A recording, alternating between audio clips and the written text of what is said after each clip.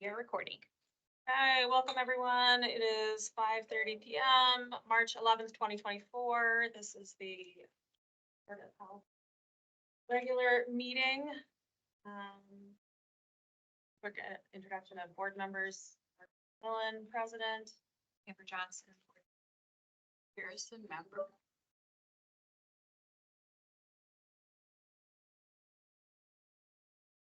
Andrew, do you want to introduce yourself? Andrew, you're on mute. Sorry. Hi, this is Landry Fagan, Vice President of the Board of Health.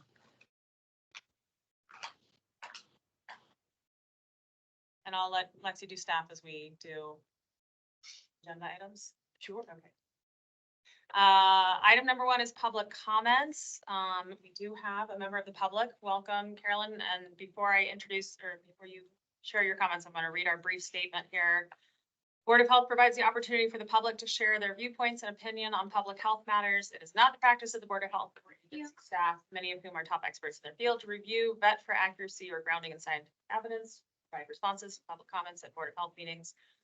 Opinions expressed by the public should not necessarily be interpreted as accurate if staff or the board does not challenge the perspective.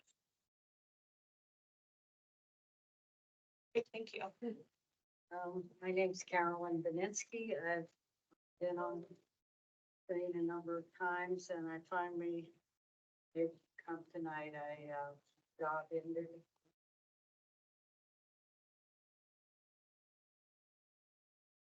I'm glad to be here. But, you know, I have to get off script for a second. I wanted to talk. Well, almost 4 years, March 20th, 2024, I think. Pandemic began, and people who they're still afraid to do it. They think they might be. That's what COVID did to society. You weren't allowed to question anything. You weren't allowed to say, hey, something happened that's different from me. All of a sudden, anyone that questions is evil. Eric Tolla said something like, and I didn't even know the exact words, like, anyone that didn't get vaccinated had a death wish. Nobody to say that is to be shocking. And I had 2 friends who had known my longest term friends, 35 years, who said I was not compassionate, that I was almost like I was crazy for questioning anything. So I don't think you have a lot of contact with people who, other than the few of us who come, who said, wait a minute, there's something, what happened to our natural immune system, you know? So I just wanted to, I'm just kind of moved to say that because it is almost 4 years, and I think our society is really a very different place than it was 4 years ago. I wanted to talk about the HPV vaccine tonight because it's a vaccine that's been around for a very, very long time. And I've given you my comments in writing. I sent them to you. And so I'm not going to have much time to say all that I have on here, but you need to know some things about that shot. For one thing, it's like COVID shot, which we're seeing new data on. 30 seconds. Today. What was that? 30 seconds. I'll come back next month and talk about this, but you have this in writing. I'm sorry. I just felt moved to, since I'm finally here, to say this in person and recognizing that we're at the 4-year anniversary. And I hope that, you know, we can come to, the society can come to a dialogue so that if there's another epidemic that comes along, which they're predicting, that That's time. people are allowed to ask some questions and say, are lockdowns really a good idea? So thank you. Thank you very much. That concludes public comment. Thank you, Carolyn. Nice to see you in person. Thank you. Okay, item number 2 on the agenda is approval of February 12th, 2024 regular meeting minutes. I move that we approve the meeting minutes, February 12th meeting minutes. My second. All in favor? Aye. Aye. Aye. Hi. We move on. If you could just speak up, there, that way the mics can pick up what you're saying. Thank you. Okay, okay, so minutes are approved. Thank you. Item number 3, on the agenda is program spotlight vaccine preventable disease response from CEDAM. Thank you. I'm Lexi Nolan, Director of Boulder County Public Health, and we have with us tonight Carol Hellwig, Chris Campbell, and Keith Rawls from our Communicable Disease and Emergency Management Division, and they are planning to share some examples of how public health teams work together in responses. Right, excellent. Good evening to members of the board and members of the public joining. My name is Chris Campbell. I'm an emergency manager with Boulder County Public Health. My another him is. Boy, really appreciate the opportunity to see you all. It's been a little while. We wanted to take the opportunity. We talked. We're just grateful to be able to talk and do a program spotlight. And I thought what we talked about and brainstormed with the board is to look at a more typical response for us. We spent a lot of time with you all, and Morgan and I were talking about in Brooke, that we cited quite a bit, certainly during the pandemic response. And, we want to kind of reframe and talk to you all about how a lot of the best practices we continue to work on, a lot of work we do together. And as an agency, as a division, we wanted to highlight that through talking about vaccine preventable disease. So that's what we're going to focus on this evening. Lots of examples, some key messages. If you go to the next one for me, Patrick, some key messages. So again, this is kind of talking about what routinely, easy for me to say, routinely respond to. How about that time change? What I will say is that, we use the word routine, but these are very complex responses, even if they're smaller. So that's why you see the team here today. We talk about some of those strategies and some of those areas we focus on. We regularly work with partners. We're going to talk about that. That's what's incredible about public health is how we work with partners across many different areas, sectors, nonprofits, and other partners in the medical world as well. And we're also going to talk through how everything really is health and racial equity really underlie everything we do. And we learned a lot about that during the pandemic response. And you'll see that in these more typical responses. So I'll turn it over to Keith for next several minutes here. Thank you. Hello, everyone. I'm Keith Rawls. I use pronouns he, him, his. I'm the immunization program coordinator. Vaccinations, the cornerstone of an efficient healthcare system.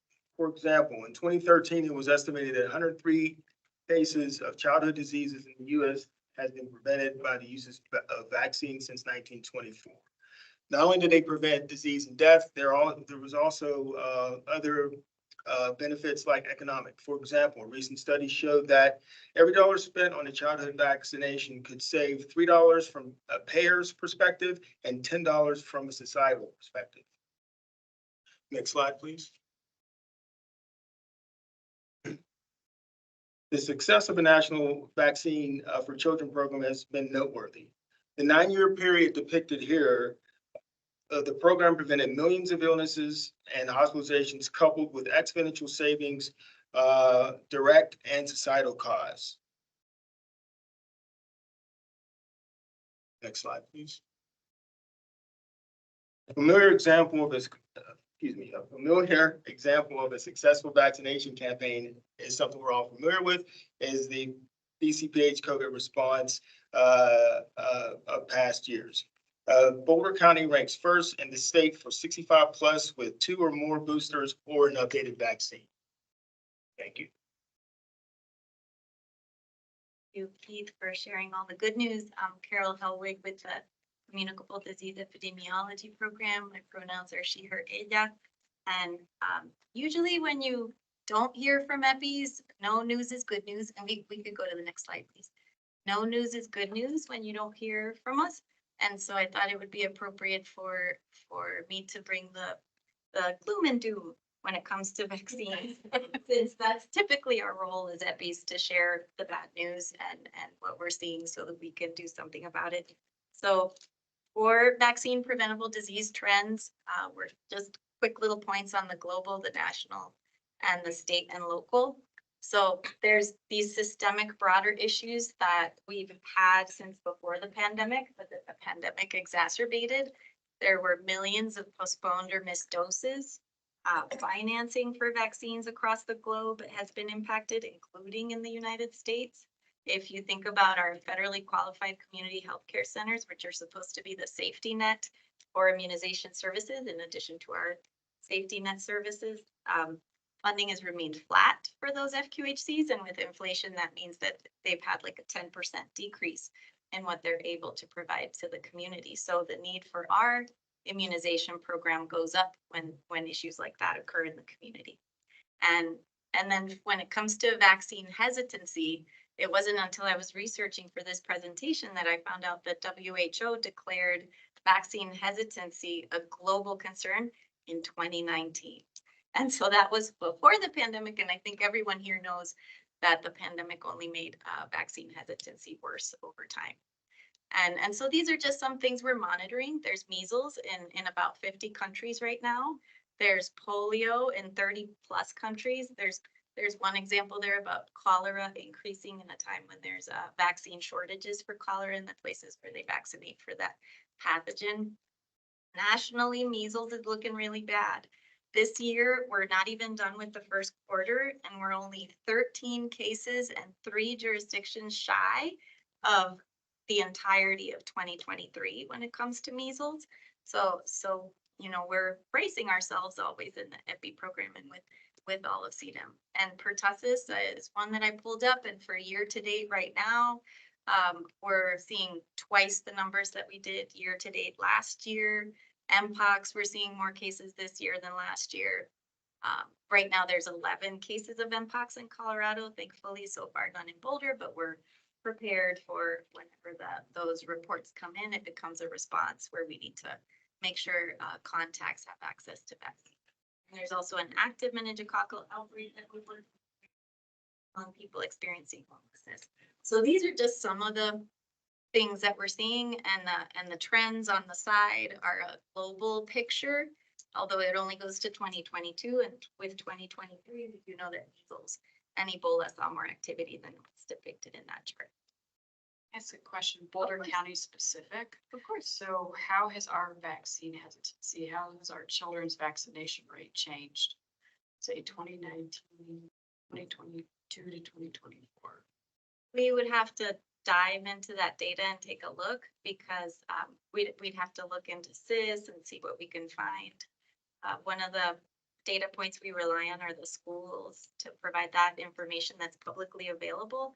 But part of it is compliance versus true hesitancy. Like, is it just we're missing your vaccination record in this system versus you really are hesitant about getting vaccinated? So we'd have to dive in and see how that's doing. Do we dive in? So do we keep this information year on year? Like completed vaccination? It's resource dependent. We prior to the pandemic, we had 2 epidemiologists who had to do all of the infectious disease responses and epi for communicable diseases. And it wasn't, we always had these, you know, aspirations of doing additional data work, but we're not necessarily resourced. Yeah, go ahead. Yeah, I think we always monitor and track. There's always surveillance happening. The school district data does tend to give us a good picture of what's happening in that 5 to 12-year age. I did hear that there's like really positive results also coming out of CU with, I want to say their COVID vaccination rate is over 95%. It's like super high. I think what is more difficult to track, and Keith can correct me if I'm wrong, is the under 5. And that is because they are, you know, when you have a baby, you have to get certain vaccines at 1, and sometimes a child might be sick, or you might miss that 1-year-old visit, and you might get it at 1.5. And so it's a little bit harder to kind of interpret some of that data for the under 5.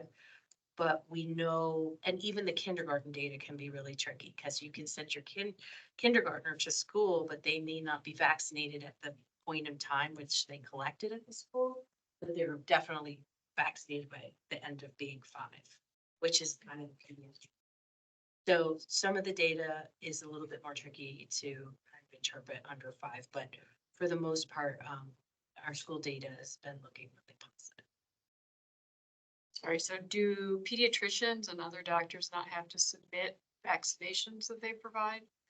They don't provide any sort of county or state record? They do. I don't know if you want to talk about that they enter into CIS.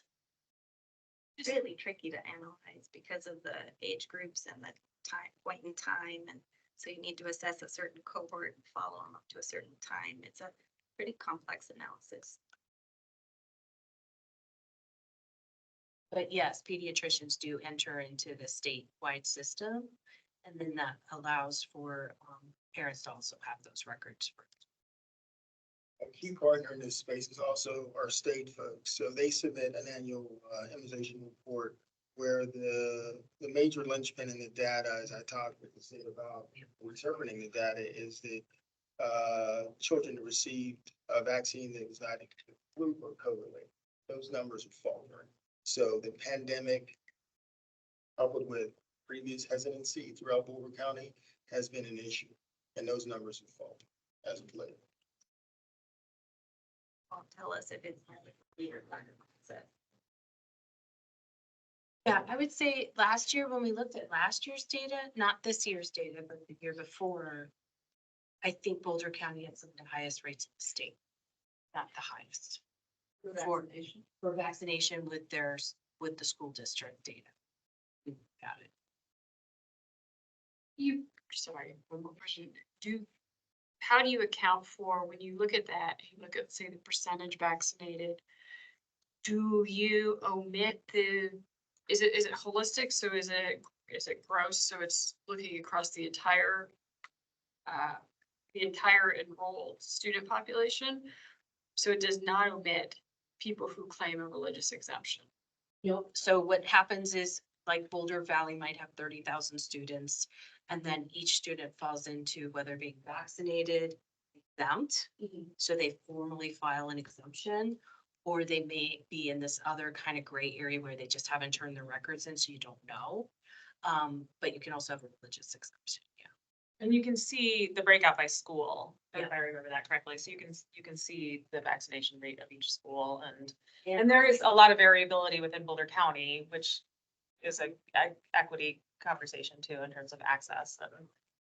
And Carol will probably talk about this, but even though we have high rates, we still have a percentage of students who are exempt, which means that if you have a measles case, the fact that measles is so highly transmissible to 18 people, like it'll spread to 18 people, like it'll be so fast that it is still problematic because it's still a percentage of people who are unvaccinated. Right? I don't know, Carol, you. Yeah. And I'm pulling up the publicly available website that the state holds with the vaccination rates, and you can pull it up by the district and then by either K-12 or K or even pre-K, and it gives you the breakdown of the percentage of children who are vaccinated and in compliance, or in process is another way, or there's exemptions. It looks like 5% or so exemptions for measles. And then there's the non-compliance, meaning those are parents that haven't turned in anything. Carol, did we tighten as a state? Did we tighten the exemption rules like the last couple of years? There's medical exemption and non-medical exemption available. There's no, some states don't allow non-medical, but Colorado still does allow non-medical exemptions, which would include religious or personal. One thing that happened that tightened is that we used to, many years ago, we didn't collect vaccine records. The schools didn't collect them. And so it was actually this team that led a whole discussion with the school districts around, if you have a measles case, let's do a tabletop exercise. What became abundantly clear is you wouldn't know who to remove from school and who to keep in school because you don't have any of the records. And that is very difficult. So if schools want to keep going, even though you have a measles case, anyone who's vaccinated is going to be able to stay in school. So it was actually that tabletop that said, okay, we probably need to start strengthening the systems here and leverage the existing policy and legislation that's in place. And that was statewide. Well, it It's happened, linked to state. it was always statewide legislation. We just, the school districts locally did not enforce it. And then, both Boulder Valley and St. Vrain started to enforce it. They've been great partners. They've won awards for their work in getting those records in. They've been really great. I think now it's- Yeah, next slide, please. Moving on here, so just wanted to highlight really emergency management's role in these preventing vaccine preventable disease. You'll see some of the recent responses we've had. Hepatitis A, Mpox, most recently a smaller outbreak of meningococcal disease with the Unhoused Committee, really in the metro, but really in the city, county of Denver. You know, what do we want to highlight here is just the role of emergency management, really supporting all of our partners, the incredible staff we have, bring in kind of a more formal structure outside of our business structure and really managing a complex response where we have to vaccinate folks, we have to provide public information. We have to really focus on health and racial equity and work with a diverse group across the county. So we do incident action planning, we manage the incident by objectives, and really take a strong approach there with a clear objectives and really taking a look at health and racial equity to underlie that. Let's move on there. Let's just any questions about that. Another one, next one, please. Just a best practice and something we're definitely proud of. So we actually present on this at a national conference with Boulder and Boulder County AIDS Project. We really have looked to kind of turn these responses over to the community and allow them to drive that. So we knew that during the Mpox response, you know, there's lessons learned around stigma, and we really appreciate the support of our partners who really helped us focus on the best places to have vaccination clinics, the best way to share information. We had they helped lead, those partners helped lead a virtual information session that was attended by 100+ community partners. So it really is turning that power sharing and decision making over to our partners in the community. And we've learned that during even these complex emergency responses, disaster responses at all levels, this is something we look at. So these are the partners we worked with, and you know, we just wanted the board to understand that, the community understand that we'll be approaching things, we'll continue to approach things that way.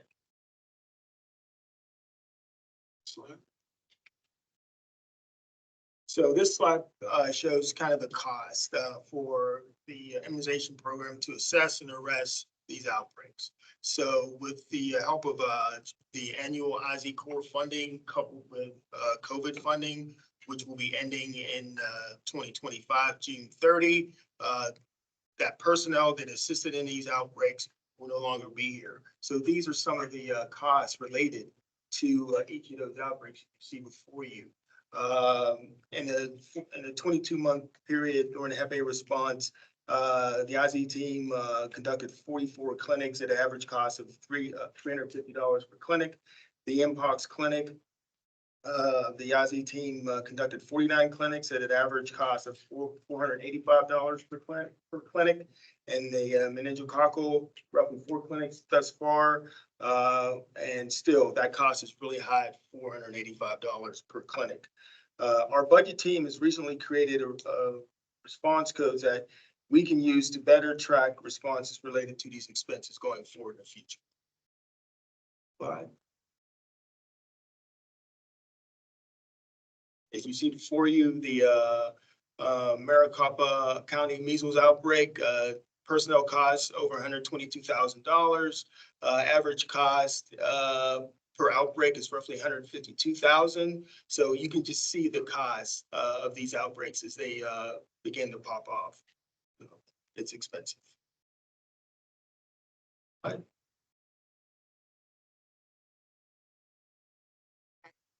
next slide.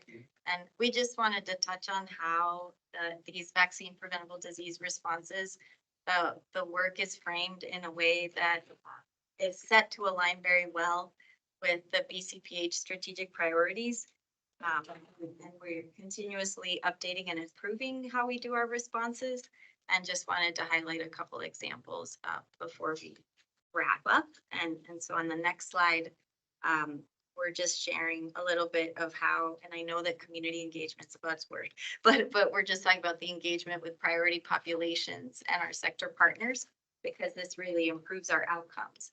And we already have a lot of BCPH programs and partners that engage priority populations, and they're active in planning and operationalizing those responses. Published work right there in DERA and many others in the Metro Denver Partnership for Health, along with the CHI developed the COVID-19 priority populations document, and that's how we modeled our response. And really those sectors and priority populations, we continue to work with them on a routine basis. And for example, the harm reduction program, I think you met with Georgia not too long ago. The WORKS program engages people experiencing homelessness, people who are experience incarceration, and people who use injection or other forms of substances. And that population is at high risk, like we saw for the hepatitis A outbreak, and now we're seeing the meningococcal as well. And so when we have programs that engage those populations already, it's very easy to then disseminate information and link people to the services that we need for prevention. And we have many other programs that work closely, like the Child Health Promotion Program is engaging the early care and education centers on a routine basis. And so we have those channels of communication open. And our program works with long-term care and assisted living for all the routine things. And so we can work with them on responses as well. And then I didn't know if everyone was familiar with CIDR, the Community Infectious Disease Emergency Response Team. This is a group that we formed within DERA's leadership back in like 2015, where after the Ebola response, where we really had a very heavy lift with the healthcare systems in all 5 hospitals, and there was a lot of planning and effort that went into it, and that is still active today. We had a viral hemorrhagic fever exercise at one of our hospitals not too long ago, so all these things we continue to practice.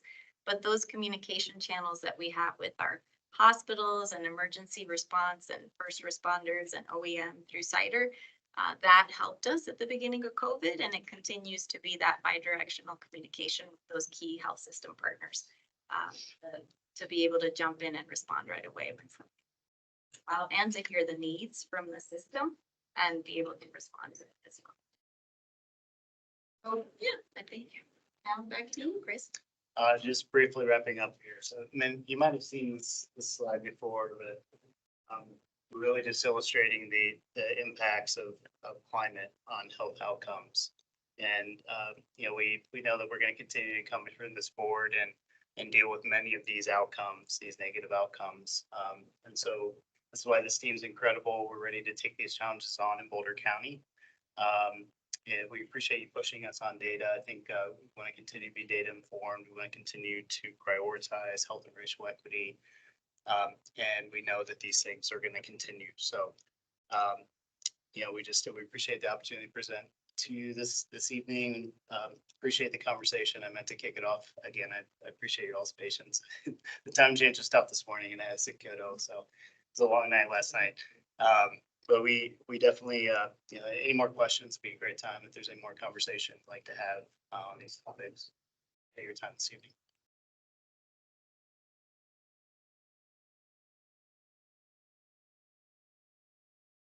Five minutes. It's amazing. It's to spare them. Good. Thank you. And that was, yeah, we did good. Are there any other questions from board members? I had a random other question, just because you put vector control up there. I know that last year when we had spoke vector control, they had talked about some new mosquito species that were being seen around Boulder County. Any idea if that's continued or changed or? Oh, there's Lane. Yeah. How's it looking mosquito species wise? There's always ongoing surveillance. There have been a few new species identified, not ones that are of concern for us related to disease risk, so that's good. But it is something that is concerning for us, especially with climate change. We're very much watching the domestically acquired diseases, which normally we wouldn't see a lot of the worldwide diseases, but now we've seen, and especially in our subtropic states, domestically acquired cases, of like malaria and things like that. We are still fortunate in Colorado. We do not have those mosquito species, so West Nile continues to be our dominant disease risk.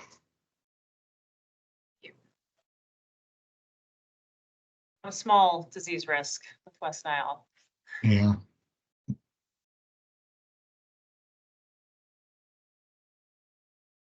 Questions from the board online or? Okay, well, thank you. Thanks, team, for coming and giving us an overview and the ongoing work that you're all doing.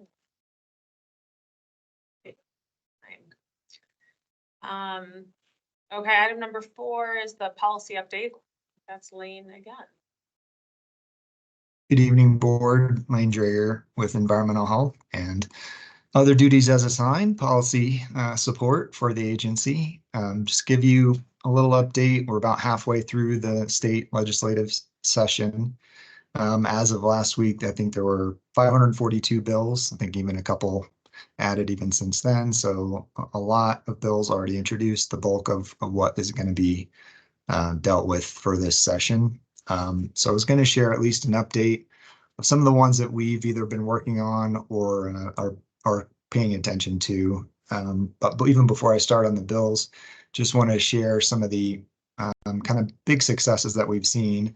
I've been trying to share, hopefully not inundating Jordan and all of you with different information, but at the national scale there was a great victory for WIC in their funding. So that was something very exciting. I know Renee was on our internal policy meeting today and was very excited for that because it was a significant issue if that had not been successful at the federal level.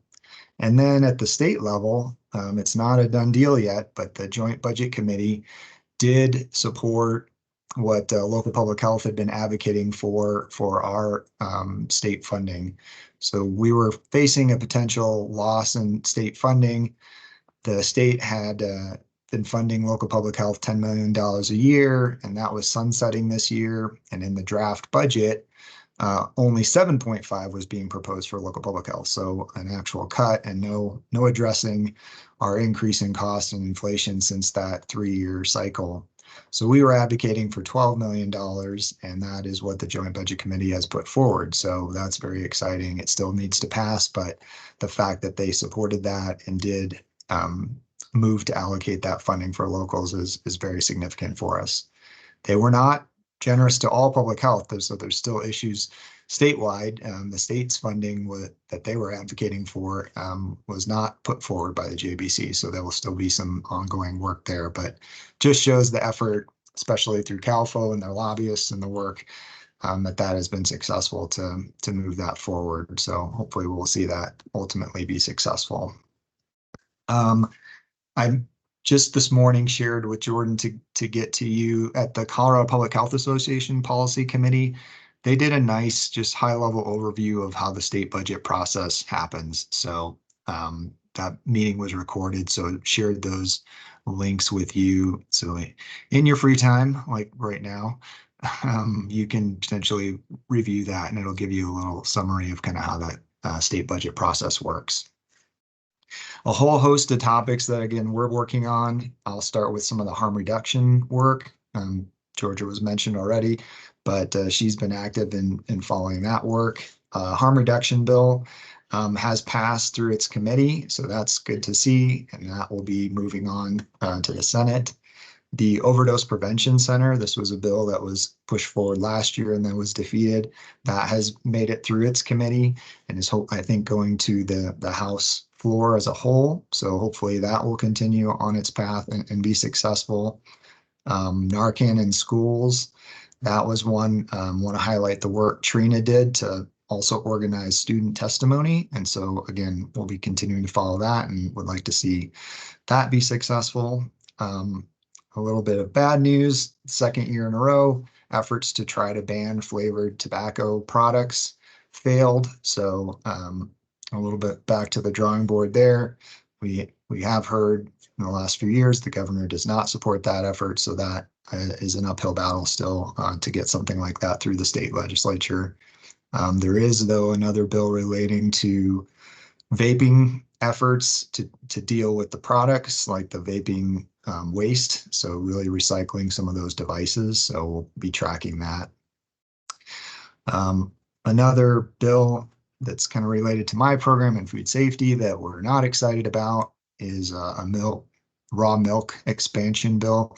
We kind of expand access in Colorado, not to grocery stores yet, although I'm sure that is in their agenda, but this would, I think, expand it to roadside, farm, and at farmers markets. So CalFO is actively opposing this bill, but it has a lot of support. It came out of an interim committee, and unfortunately, the state is not opposing it. So we will see what happens with that.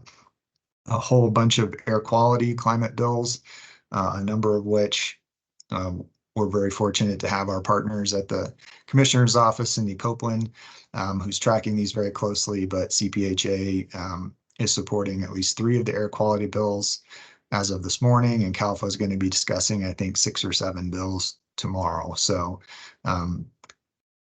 more opportunities to support, some of our, again, climate change related strategic priorities. Another strategic priority where we're seeing a lot of legislation is mental health, substance use. So a whole host of bills there. It's probably the biggest portion of all the legislation related to public health that we're seeing and tracking is related to mental health bills. So that's, at least in a nutshell, a lot of the stuff that we're tracking. And again, interested in anything that's of concern or interest to you that we will want to be able to share more information. A little bit about what's going on with us internally.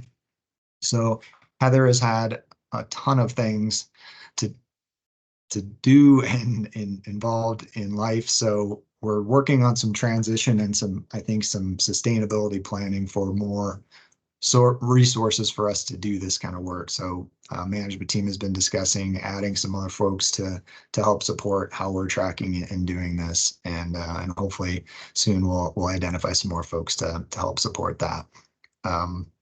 The other thing is we're still looking for those opportunities for the board. So again, I think it would be very helpful to hear directly from you on topic areas that you would want to testify, where you maybe have subject matter expertise, things like that.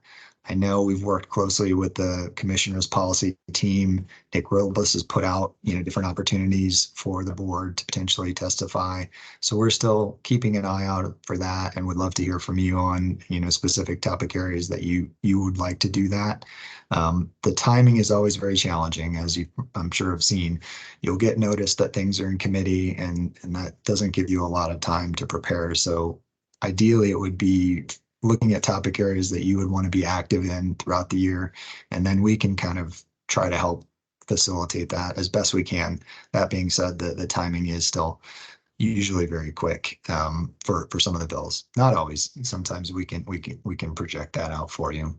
One of the things, if we can stop the slides real quick, I was going to share with you some of the software we are using to track legislation, and it's software that the commissioner's team is using. Let's see if that worked. So it's this state bill software, and you get all sorts of information on latest bills that have been introduced. I think this is really cool news related to bills that you are tracking, but it gives you all the real-time information, what bills are going to be up in committee, and it's something that's replaced what we were doing manually a lot in the last few years, and we started using this last year to track what's going on with our legislation. So it has been a really handy tool to help us stay more on top of what's going on, which again is always a challenge. And then if we can go back to the slideshow. That's just last thing I was going to remind folks of kind of the priorities of some of our partners, CPHA and CalFO, and that their policy efforts are aligning very closely with our strategic priorities as well. So CPHA will be up first there we go. And they have sort of their tier 1 that are actively working on this year, and then other ones that are still important to them. But you can see mental health, climate change, again, overlap with a lot of the work that is important to us.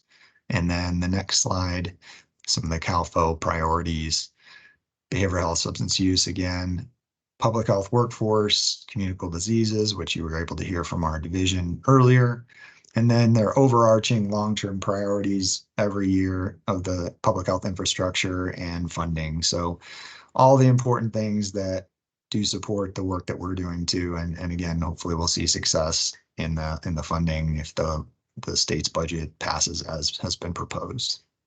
With that, I'm happy to answer any questions the board has.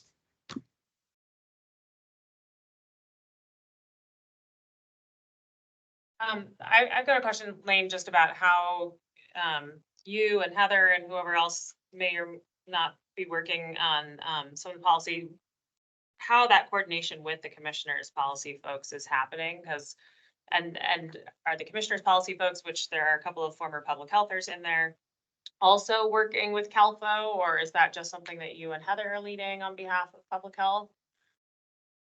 I would say that they are staying on top of what's going on with CalFO, but they're great. I mean, we actually have 3 former public health folks working for the commissioners team. So Summer, Nick, and Cindy. And so Cindy is leading a lot of the climate air quality efforts.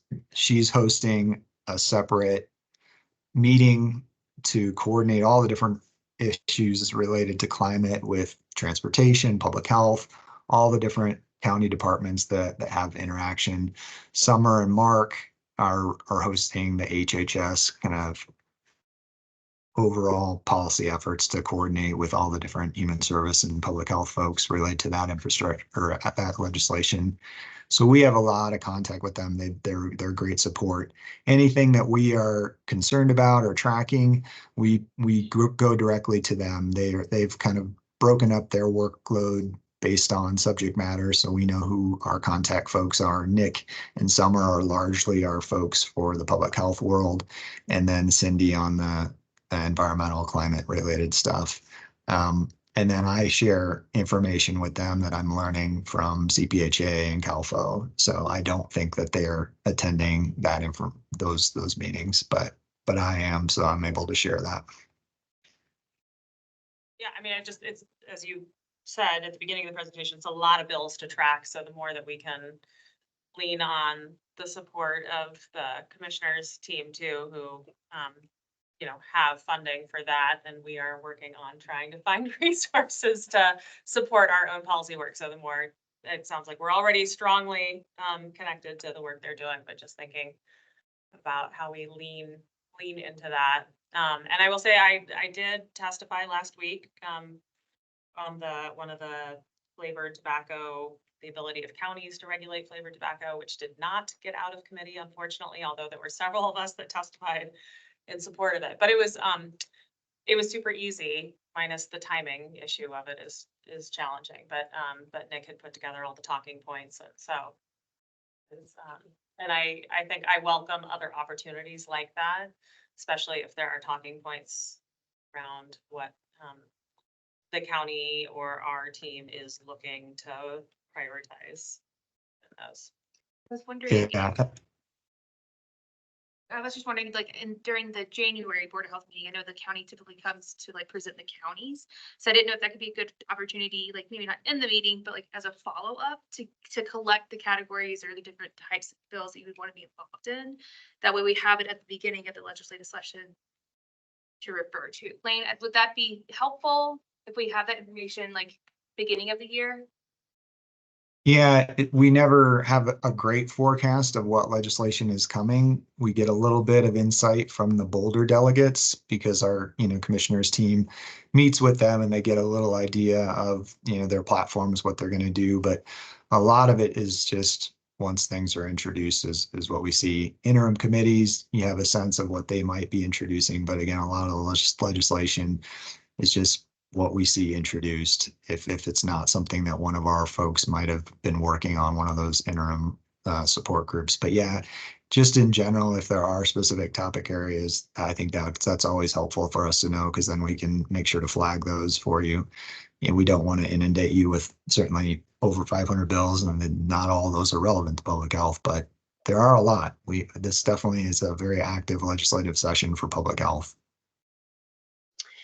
Hey, Lane, this is Lindy. Along those same lines, are there things that you feel like need to be prioritized that are not showing up on the list this year from the legislative perspective, that you would, want to make sure that we're advocating for in advance of the agenda being set? Thinking about policy that's needed, that's not happening at the legislature. That's a good Yep. question. I think that's our long-term goal, is to be in that space where we are a lot more proactive, is looking at our needs and what are the gaps.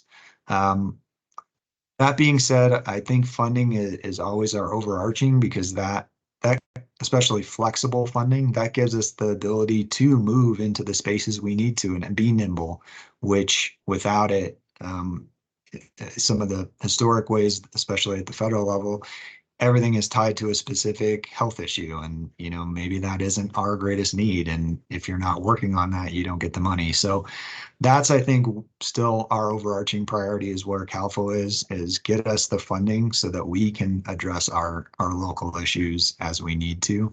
But yeah, I think there's always little pieces. We'll see something, I think, next year related to, again, funding, at least in my program, for restaurant fees, because those are not something you can set as a board. They're set at state legislature, which is an unfortunate thing. But so those are little pieces that we hope to see next year. But yeah, I think there's things that we've seen that haven't been successful. Flavored tobacco ban is a big one. So hopefully we'll see something like that next year. I can't think of anything specific that's just completely absent. And we're always concerned about, again, those legislative efforts that are not going to be favorable to us. Actually, I didn't mention this one, but one that we recently saw that's around oil and gas notification, but the way that they've crafted the bill is they want to use our emergency management and emergency 911 systems to alert people about oil and gas spills and things like that, to the point where the concern is people would opt out and stop getting their emergency notifications because they don't want to know about every potential small leak or gas issue from oil and gas. So those are always things that are on our plate too, is the things that we don't want to see. Mm-hmm. Thanks, Lane. Lane, just to your question about, what are the things that we particularly want to weigh in on? I mean, I think for me, it's less about what my personal area of interest or expertise is, and more, where could the board voice be especially helpful? So again, if you don't have enough folks testifying, or you think that a board testimony would really support, hearing on it, then I think regardless of what the topic is, then that's something that I would be interested in hearing from you on, is just where would it be helpful? Or in the past, we've also submitted letters of support. Yeah.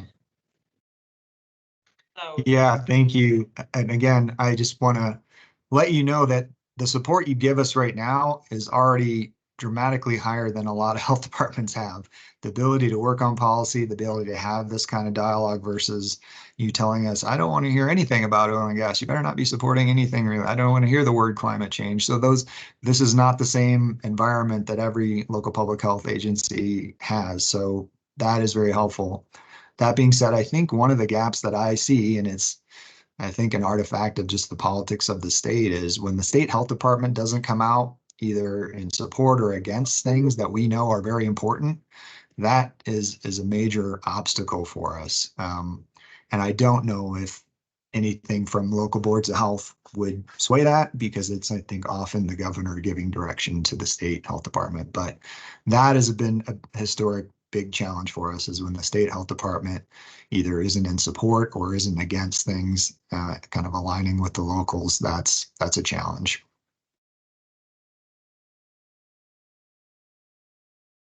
I really want to thank Lane and Heather for leading this work. Their coordination role has actually made our team a lot more excited to participate. And I really give a shout out to staff who are often providing the data and the testimony. We have over 30 of our staffers that are active in advancing evidence-based policy during the legislative session. And that enthusiasm is continuing to grow, and supervisors are training their staff how to do that kind of work, which is fantastic. Also, I want to give a little special shout out to Patrick for drafting the letters to the legislators in support of some of the bills that Morgan and I signed those letters.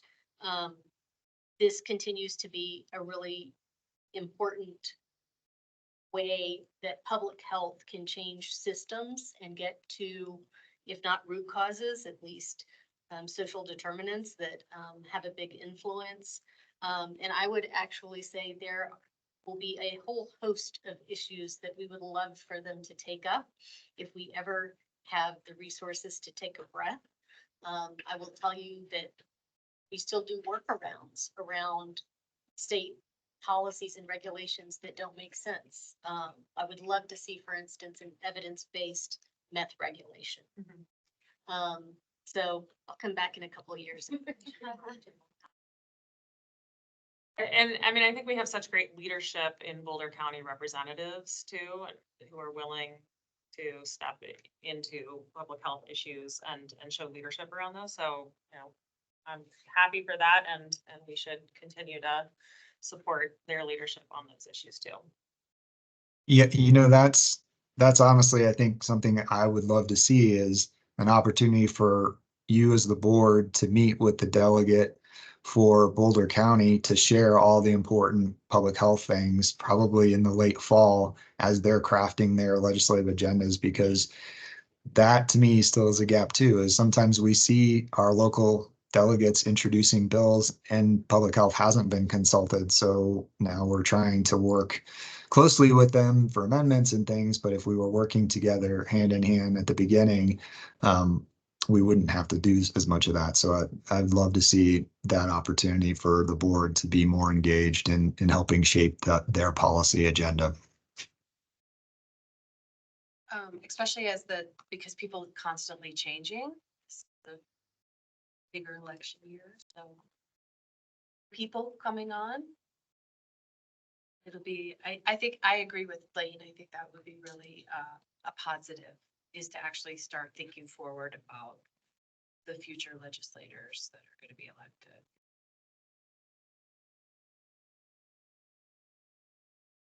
And just for context, I think, because I think you might be interested in this data point. The original state per capita funding to public health, however many decades ago that was, 1952. was $1.50 per capita per county, in each county.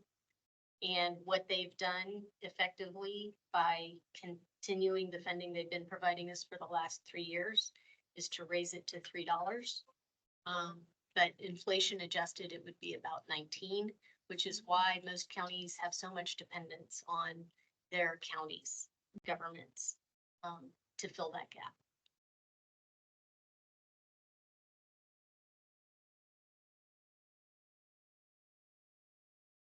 Any other questions for Lane? No, okay. Thanks, Lane, for continuing to paddle hard during the session. Thank you for your support. Item number 5, 22-23 roadmap. Okay, so at long last, I am happy that we were able to send you the report on the 23 roadmap. I'm Lexi Nolan. I'm Director of Public Health. I'm going to go through it pretty quickly because I sent you a pretty detailed report and we're not going to go through that whole thing, but I just wanted to highlight a few things just to jog your memories in case you have questions. There were 3 areas of work: supporting our people, which is really about creating a supportive culture and environment, rebuilding our systems to make sure that we have the infrastructure that we need to do our work, and strengthening our agency vision and plans, which is a prerequisite to action and community and positive community impact. Next slide. So in relation to supporting our people, some of the things that we did in that space, really we're working with the Board of Health around creating a website. Thank you very much, Jordan Thomas. Planning multiple retreats, including with the Board of County Commissioners to support pandemic recovery and BOCC orientation, generally improving transparency and communication with the Board of Health, including an extensive ED goal setting and evaluation process. We also had on the agenda to include BCPH staff in hiring process for the new executive director. There were a number of mechanisms and touch points for staff to reach out.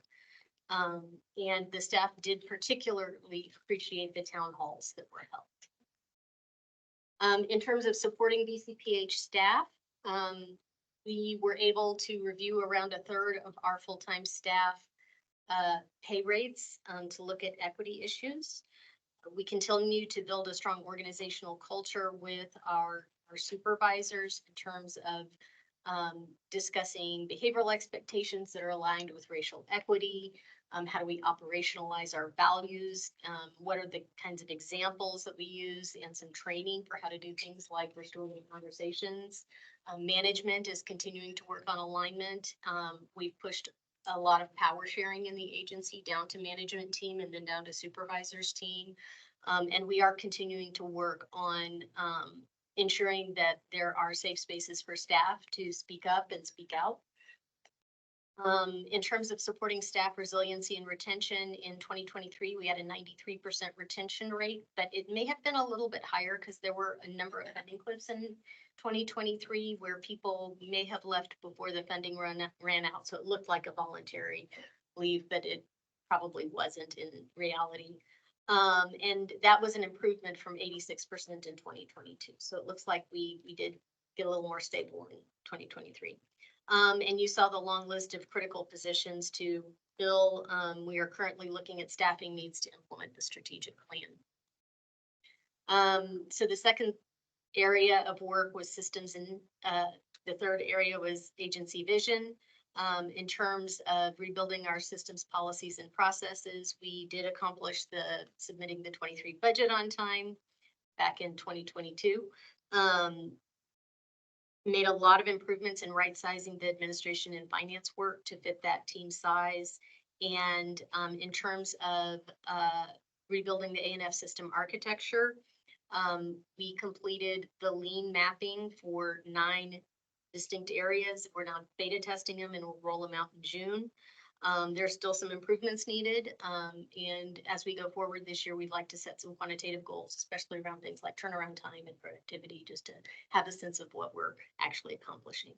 And then in the last area, we were able to finish identifying agency strategic priorities, completed the CHA and the FIP, and advanced the 2023-27 strategic plan, which is now, I think, called the 2024 to 28 strategic plan.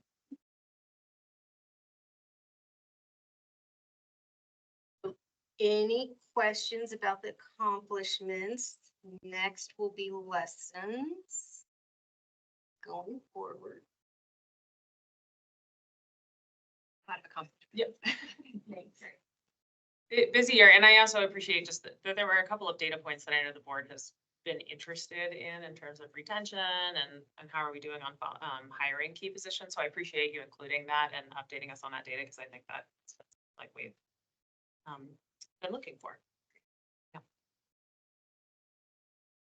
Okay, next slide. So as we're thinking about so what's next, the original roadmap was kind of a response to organizational development needs following the pandemic and those transitions, as well as some leadership change. And the work really focused around strengthening the agency, becoming more efficient, coordinated, increasing transparency, broadening participation. And none of that work, I would say, is ever kind of complete. It's always a work in progress. And so we've been thinking about what does it mean to go forward in this space?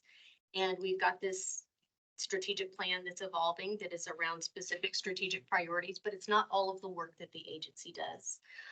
We are working on developing out more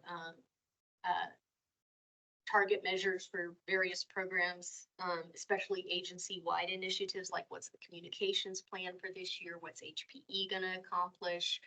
What do we want to see in some specific areas? How are the dashboards going to be developed? And so what we're thinking through right now is really how do we do the same kind of work, but do it in a way that's a little bit lighter and more nimble, that's a little bit easier to track, that's maybe trackable for the board in real time so that you can check in to a planning sheet at any particular, once a month or something and see how things are going.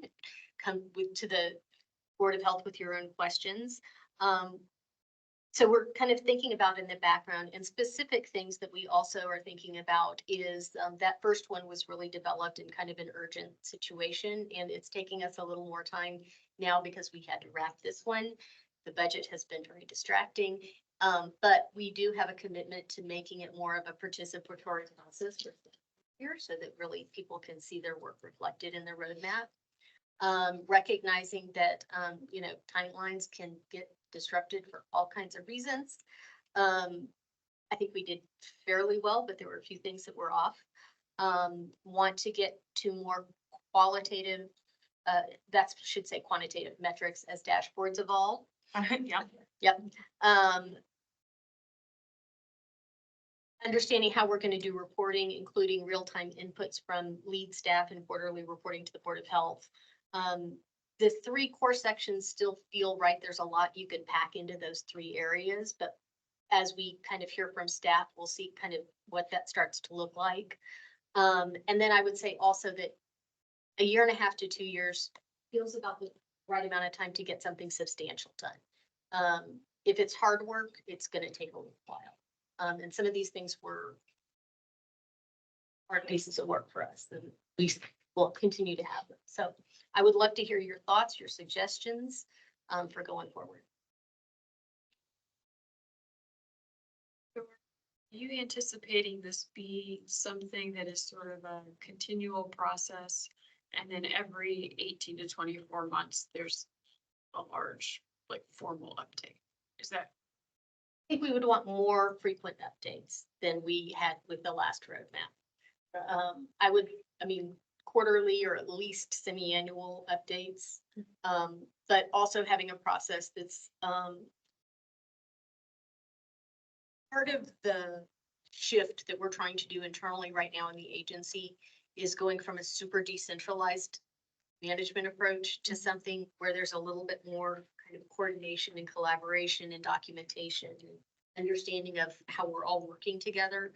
And in that context, it would be great to see staff be able to step in more and provide the leadership in key areas, including the reporting on how their work's going. And I would say it would be up to the board. If the board finds it useful, we will continue to produce it for you. Just for us, it might look a little bit different, but I think that we're seeing value in being able to have more conversations about what are our priorities. And I think as budgets get tighter, and they will get tighter, that'll continue to be an important space to have a participatory approach and also a recognition that we have to be able to call priorities. Yeah, I think from my personal standpoint, the updates are more valuable than having. But that's just me. Disagree. I just want to add that I think the roadmap was extremely helpful in the very beginning because it helped to create kind of a unified vision for the whole agency. And even coming out of COVID, out of the pandemic, we still got to clean things up. So it's going to create kind of that operational infrastructure that we have to kind of start aligning to. And that includes more transparency, about things, making sure that we have a cadence on like budget and finance, addressing our workload challenges, prioritizing our work. So all of that is going to take some time, but the roadmap does help. We have our strategic priorities, but it helps us to have a additional picture of where we want to go. Yeah, and the strategic plan is kind of built around 5 years. And one of the things that we're thinking about is how do we represent the strategic plan work in the first 2 years, to kind of start to break it down. Yeah, I think for me, I think of the strategic plan as being very externally focused and the roadmap as being more internally focused on operations and so actually, Indira, I mean, how long have you been in your deputy role now? I don't know. Cause my point is just that like, this is, I mean, a lot of what falls on the deputy role is also that internal organization capacity, action and building and all, so. If it's helpful to you, then that's great, right? I mean, it's helpful in terms of reporting mechanisms to the board. I think, you know, we are really, and we have continued to be interested in those metrics and how do you present that in a regular update and then digestible data around priorities. And then, you know, as it helps you and Lexi and the operations piece, that's the content of it is really what's helpful to you. Yeah, we just had a really interesting conversation at last supervisor meeting just about the culture of not being in person, being hybrid, how that impacts people, how, you know, how we have to kind of create a new normal culture around that. We need almost like a playbook of how to do that. So there's a lot that to do internally in order for us to be successful. Not the changes.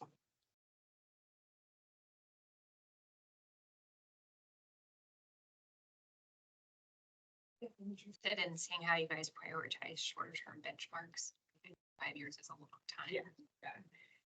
And if there's anything we can do to help prioritize. Interested in the first bullet here. I know last time we had a conversation of sort of how we're prioritizing giving staff a voice and hearing more feedback, but then also sort of like moving forward with executive decisions and how we're balancing that. So interested to see how this one plays out because I know you've given a lot of time and attention to it. So our plan is to do the internal proposal work and come to you with a draft for your feedback. If there are things we're missing or things that you don't think are important, we'd like to hear that before we finalize it. It's going to take a little time.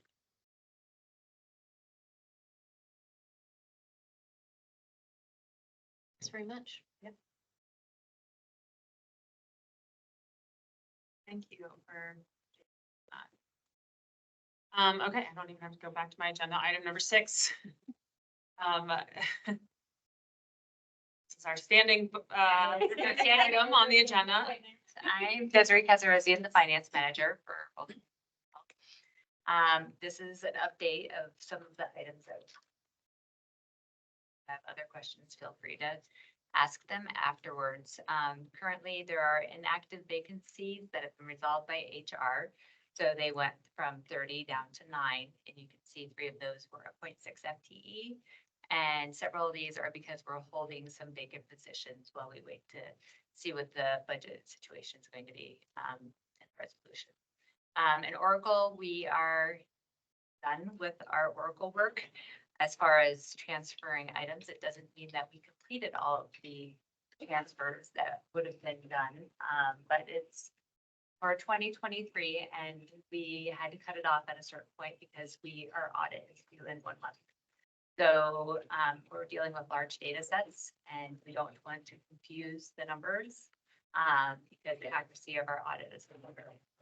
So we're going to be itemizing the remaining entries and having them available, things that would have been shifting between these appropriations with the line item detail associated with it.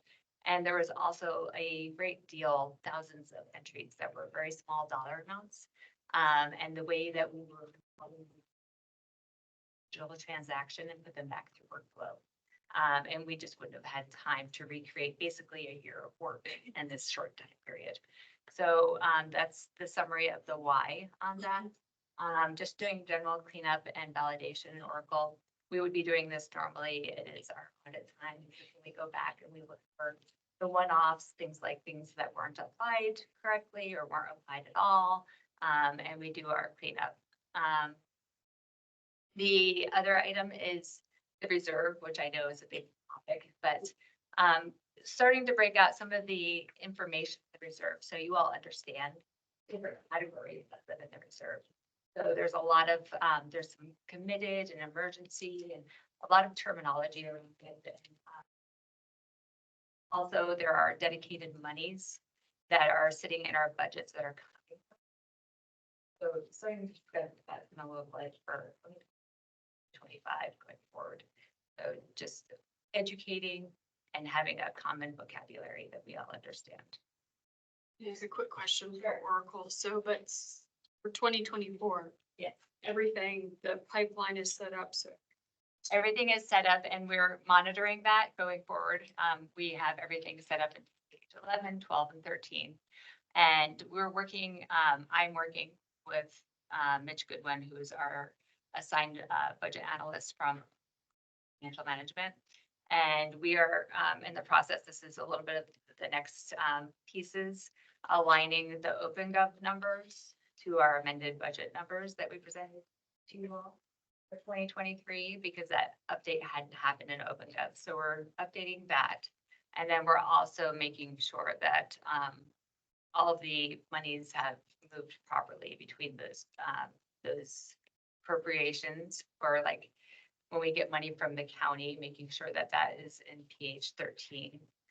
So it's some of those minor things that are a quick fix that we can still do for 2023. And then 2024, we're setting it up so everything will be correct from the get-go. So we're also working with Mitch to align all of that. That'll come second though. We want to clean up 2023 first, since the commissioners are using that as their base data for us currently.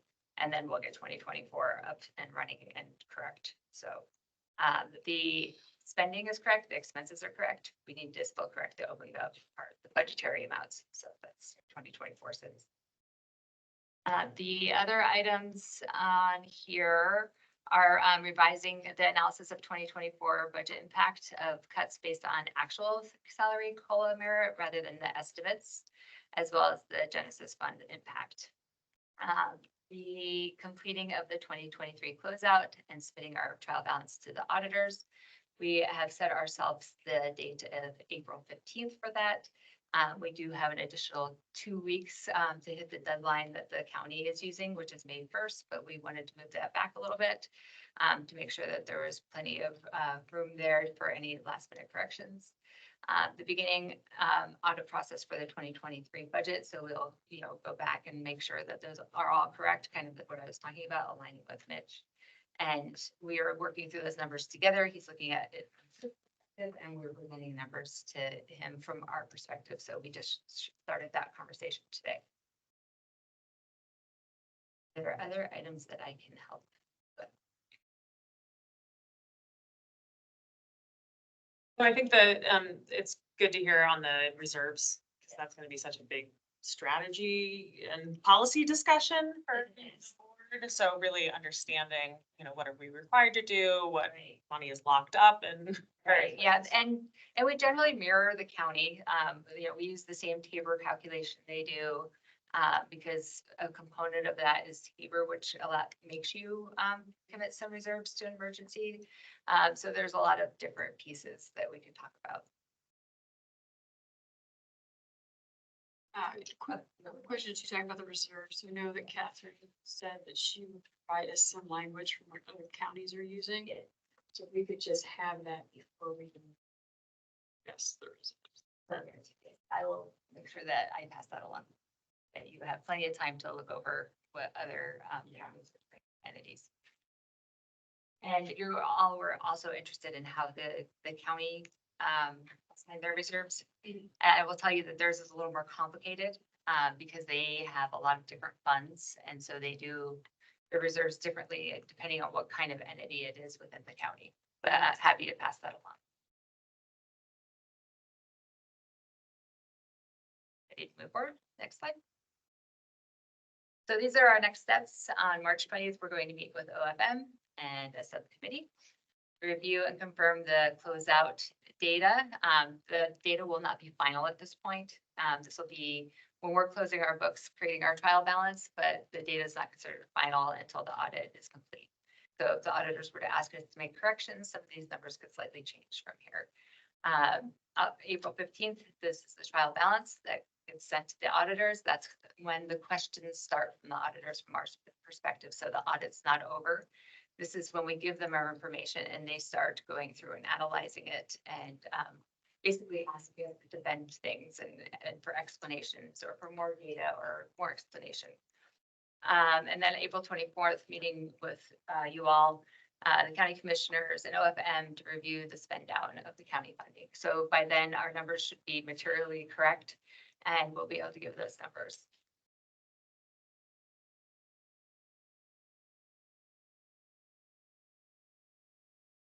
Sense to everyone on the, good.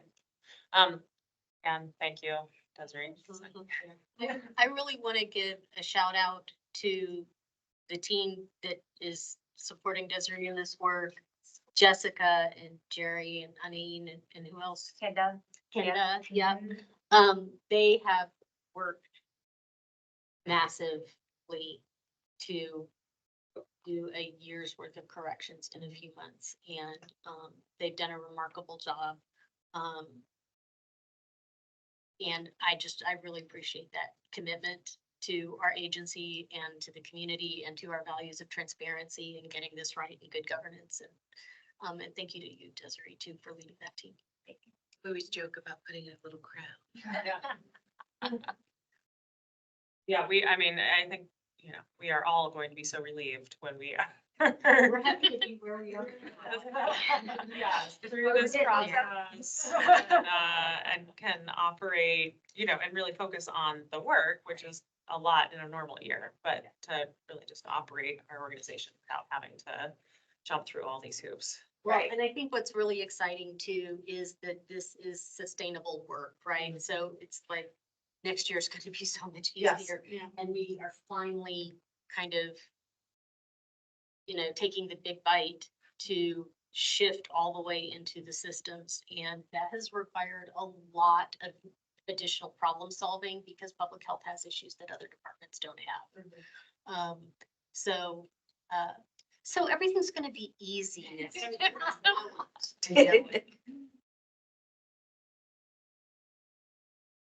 I have one more thing I just wanted to add. Really have come a long way in our reporting. We're working on reporting sharing. So that's something that we can give you all options. If there's reporting that you want to share with you down the road, we create a lot of different levels from a high level to like looking at what our balance is. Fund balance only changes once a year though, so that's an exciting resource. But it is in there. But we also are starting to create different reporting too, like, you know, an auditing report and different things that OFM is picking up on too, that they're going to start using because they also hand create some of that year-end reporting. Yeah, I think that'll be really helpful as we also talk about what are the metrics that the board wants to regularly see updates on. So Yeah, we can customize revisit that. customize some pieces of Yeah. reports too. We share reports and there's pieces that you want put together. They have a contact at the county and he builds reporting, so we can. I think that's the end.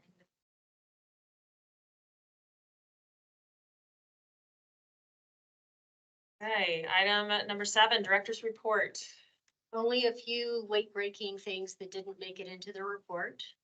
One is that we are continuing to see increased demand for some of our programs in relation to the migrant influx, and we're working really hard to be responsive to that community.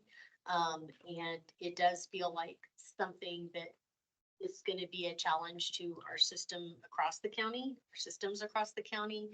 So we are interested in beginning to have some forward thinking about what does that look like response? What does that response look like over a longer period of time, and what are some of the implications?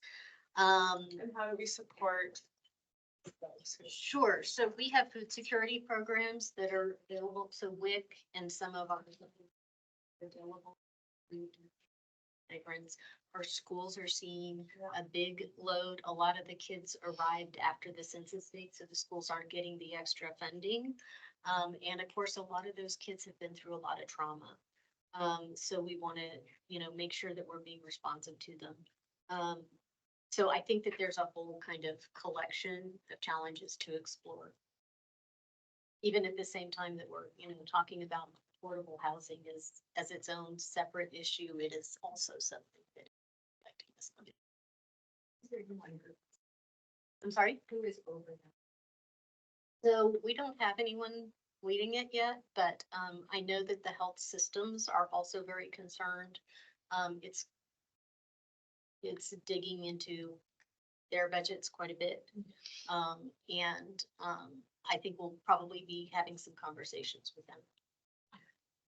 Yeah, I think to your point, I was at a school meeting today with BBSD and there needs to be kind of a community-based approach to supporting. But the state, has the state said anything about any lessons learned in Denver? Or in contact? Denver is really suffering right now. And, they were given a charge to respond. They didn't have a lot of choice. And, the metro area has several county health departments because Denver itself is kind of located in several counties. And all of them report that this is a big challenge for them.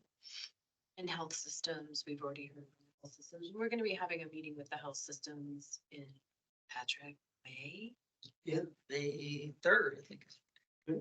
And as a FYI, we did invite Landry to attend as our physician. But I think it'll be good to hear from the health systems what their situation is because, you hear it secondhand, but to hear it from the CMOs themselves, I think it'll be good to know what the challenge is. Yeah, I'm looking forward to that. I'm hoping that I can make it. Item number 2, the federal government voted for full funding for WIC, but I just want to put a little bit of a flag that we're still expecting to have a new local match requirement, even with full funding. That's just a change in the state funding structure, so we'll be watching that. Information I'm hoping we'll have in May about how that's going to affect our budget. And just to sign off on some really good news, we did sign the documentation to accept CU's gift of the air quality monitoring equipment today. We will be able to continue to do data reporting that feeds an awful lot of our state legislative work in air quality. Great. Is that publicly available data also? I'm sure it is.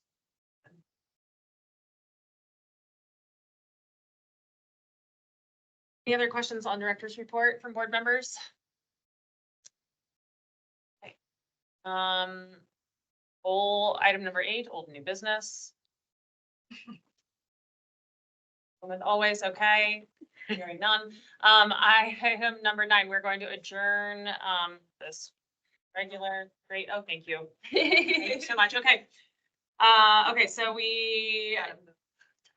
Yes, can I say that? Yes, that's Okay, great. Okay, so I move to enter into executive session pursuant to Colorado Revised Statutes 24-6402 4B for the purpose of receiving legal advice on specific legal questions. And we need a vote on that, please, from the board. For a second. Say aye. Yeah. Sorry. I second. Great, thank you. And now Aye. Aye. okay, so we're gonna adjourn into executive session.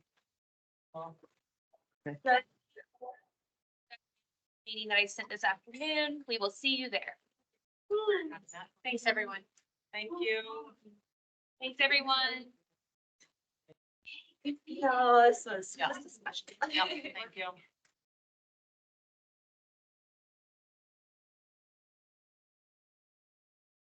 Thanks, everybody.